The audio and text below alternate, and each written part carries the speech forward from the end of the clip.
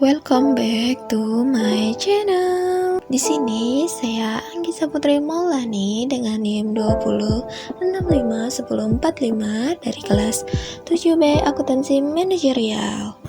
Di sini kita akan membahas materi yang berjudul Kemajuan Teknologi Informasi. Untuk itu kita akan bahas dimulai dari pembebasan akuntansi manajemen dalam dominasi akuntansi keuangan.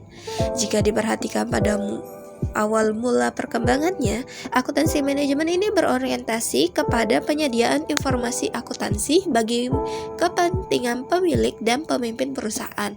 Namun, dalam perkembangan selanjutnya, akuntansi keuangan ini sangat mendominasi perancangan sistem akuntansi manajemen untuk memenuhi kebutuhan pihak luar perusahaan. Dalam lingkungan bisnis yang dipenuhi tajamnya persaingan tingkat dunia, informasi akuntansi yang dihasilkan oleh akuntansi manajemen tradisional ini tidak lagi memiliki relevansi dengan kebutuhan manajemen. Oleh karena itu, sebagai respon terhadap kebutuhan akan informasi akuntansi manajemen, diperlukan perubahan orientasi dari yang terpusat kepada pemenuhan kebutuhan pihak luar ke yang terpusat kepada penyediaan informasi akuntansi bagi pihak intern sendiri. Informasi akuntansi manajemen yang selama ini berorientasi pada penentuan kesediaan atau inventory costing sejak awal dasawarsa 1990-an mengubah orientasinya kembali ke orientasi pada awal masa perkembangannya, menyediakan informasi akuntansi bagi kepentingan manajemen untuk memungkinkan manajemen ini melakukan pengelolaan aktivitas dalam mencapai tujuan perusahaan. Selanjutnya ada informasi teknologi.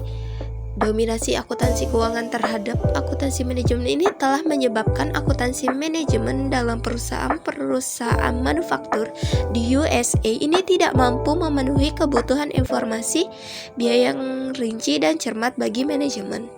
Meskipun telah menggunakan teknologi komputer dalam proses pengolahannya, akuntansi manajemen ini tetap menggunakan proses pembebanan biaya overhead pabrik yang sederhana. Model pembebanan biaya yang dikembangkan pada waktu akuntansi masih menggunakan cara manual dalam proses pengolahan datanya. Oleh karena itu, dengan memanfaatkan teknologi informasi pada tingkat perkembangan sekarang, akuntansi manajemen ini mampu menyediakan informasi akuntansi untuk memungkinkan manajemen memantau konsumsi berbagai sumber daya dalam semua aktivitas untuk menghasilkan berbagai produk atau jasa. Dalam memantau ini, manajemen dapat mengumpulkan data rinci biaya untuk memungkinkan manajemen memperoleh tipe informasi akuntansi apa saja dan kapan saja untuk konsumsi sumber daya. Selanjutnya kita bahas dampak perkembangan teknologi informasi terhadap kebutuhan manajemen akan informasi akuntansi.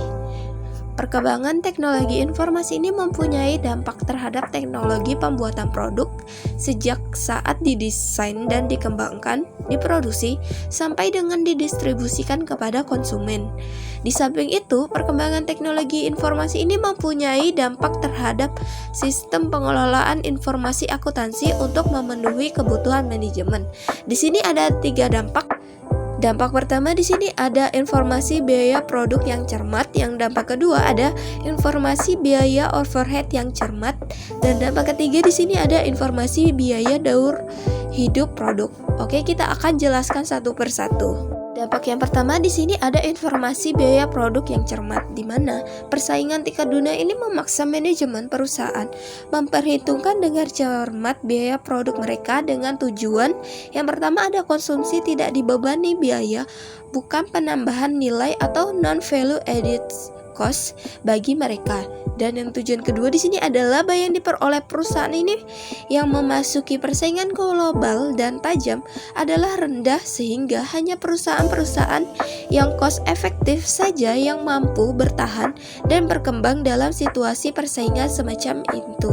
Dengan demikian, manajemen perusahaan-perusahaan yang memasuki persaingan global ini memerlukan informasi biaya produk mereka jauh lebih cermat.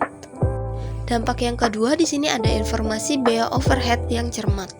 Penggunaan teknologi maju dalam proses manufaktur ini menyebabkan kenaikan yang signifikan terhadap persentase biaya overhead pabrik dalam struktur biaya produk. Besarnya proporsi biaya overhead pabrik ini dalam keseluruhan biaya produk tersebut ini memaksa manajemen untuk tidak sekedar mengalokasikan biaya tersebut kepada produk, namun mendorong manajemen untuk mencari cara agar mereka mampu mengelola biaya tersebut.